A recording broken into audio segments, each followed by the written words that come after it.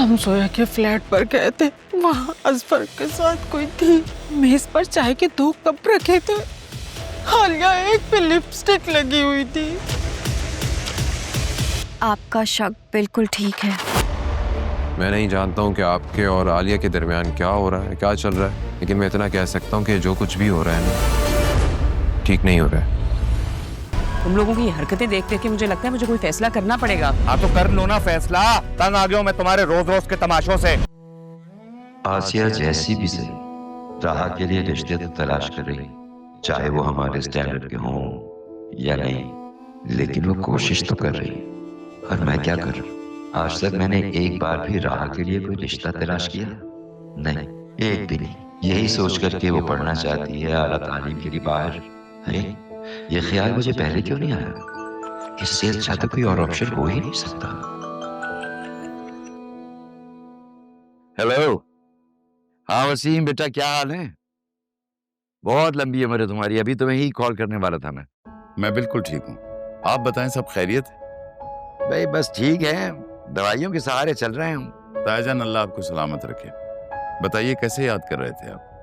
बेटा मैं ये सोच रहा था कि अगर हम दोबारा से 2 खानदानों को जोड़ने के बारे में सोचें तो क्या बुरा है। तुम अच्छी तरह जानते हो अकरम मेरा कजन था, मेरे भाइयों की तरह था। हम दोनों ने मिलकर खानदान को जोड़ना ही चाहा था, मगर बेटा वो किस्मत को कुछ और मंजूर था। ताईजान, मैंने माजी को बुलाकर अपना बेटा आपके पास भेजा ताकि हम फिर से एक हो जाएं। मैं भी आपसे इसीलिए बात करना चाह रहा था। इसीलिए बेटा मैं राहा के लिए तुमसे जरियून का रिश्ता मांग रहा हूं।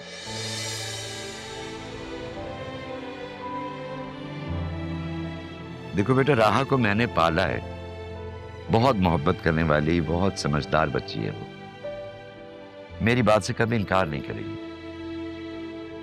तुम जरियून से बात कर लो।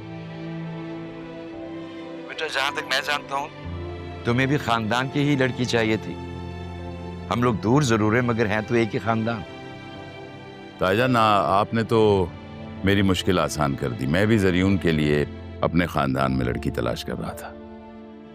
क्या हुआ अगर मेरा और तारा का रिश्ता ना हो सका? शायद इसी में कोई बेहतरी थी।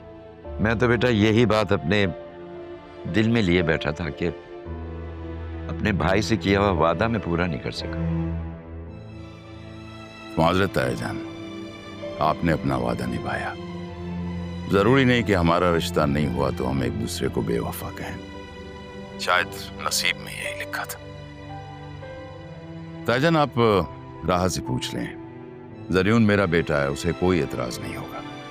देखो बेटा, राह को मैंने पाला है, बहुत मोहब्बत करने वाली और समझदार बच्ची है वो, मेरी बात से इनकार नहीं करेगी। हाँ जरियून से पता कर लो, अगर वो मान जाए तो फिर तुम जल्दी से यहाँ आ जाओ ताकि फिर बैठ के हम लोग सारे मामला तय कर लें। ताईजान, मेरे पासपोर्ट में थोड़ा सा इशू है। जब तक मैं वो सॉल्व कर लूं, आप अदील से और जरियून से शादी की तारीख डिसाइड कर लें।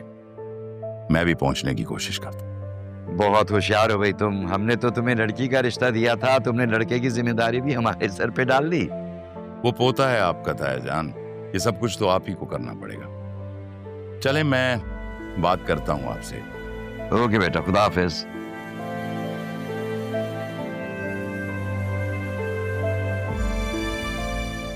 ये सब कुछ इतनी आसानी से हो जाएगा, मैं सोच भी नहीं सकता था।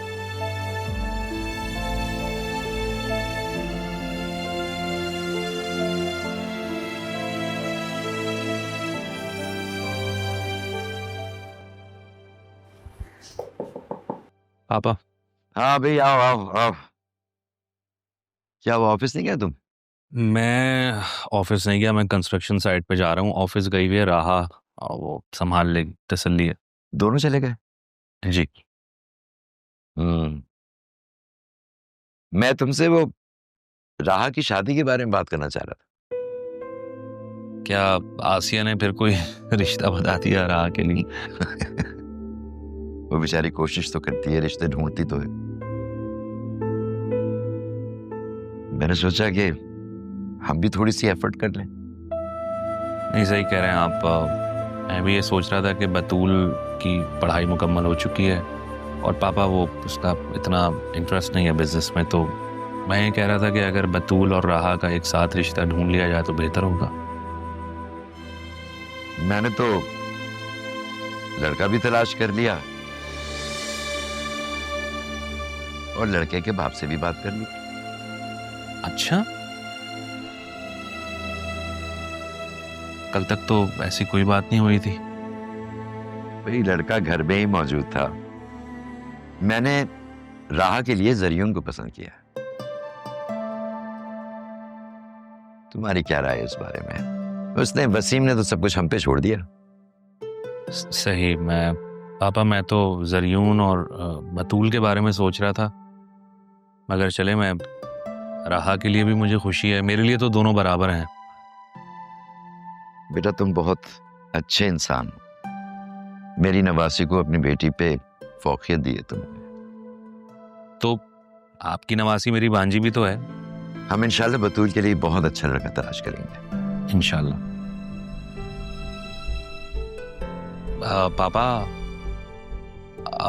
पापा आपने आप ही को बताया?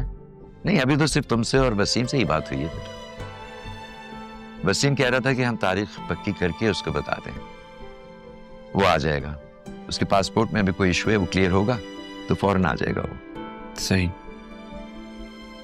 अरे पापा, वसीम भाई को पता है कि आप ही यहाँ रहती हैं हमारे साथ? बेटा जब वसीम को राहा पे कोई इतराज नहीं है तो तारा के यहाँ होने से या ना होने से उसे कोई फर्क नहीं पड़ना चाहिए। बेटा इस बारे में तुम अभी आसिया को कुछ ना बताना। मैं एक बार तारा को लूप में ले लूं, उसे बता दूं, पता होना चाहिए। उसके बाद बेशक तुम सबको बता देना। जी बाबा, जैसे आपकी मर्जी। चलिए ठीक है, मैं चलता हूँ। ओके बेटा, खुदा हाफिज।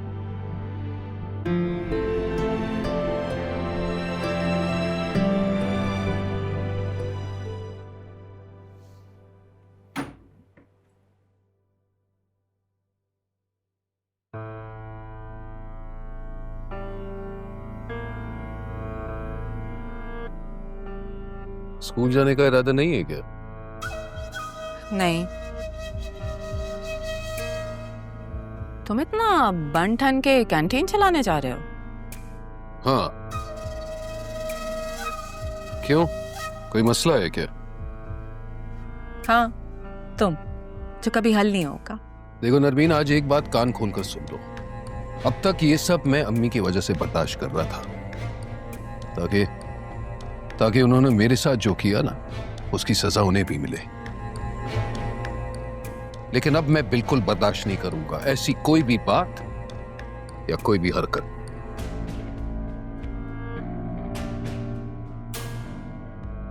क्या मतलब, क्या कहना चाह रहे हो? तुम अच्छी तरह समझती हो मैं क्या कहना चाह रहा हूं। सिद्रा ये जो हरकतें करती है ना, उसे कहो कि छोड़ दे, बाज आ जाए। और इतना ही शौक है तो फिर शादी करवा देते हैं ना, उठा लेते हैं बेटी की जिम्मेदारी। लेकिन उसका यूं रात को लेट आना मैं हरगिज बर्दाश्त नहीं करूंगा। सहेली की सालगिरह पे गई थी, इतना गुस्सा क्यों कर रहे हो? अपने माजी से निकलते तो नजर आता कि बेटी के बाप हो, जिम्मेदारी है तुम पे। मैंने घर बार भी देखा और औलाद को भी। तुमने क्या किया है उसके लिए आज तक? बोलो, बताओ। पहली औलाद को नजरअंदाज किया और दूसरी औलाद की जिम्मेदारी से भाग गए, और अब तुम ये समझते हो कि तुम्हारी धमकी से मैं डर जाऊंगी? मुझे अपनी बेटी के लिए लड़ना आता है, समझे?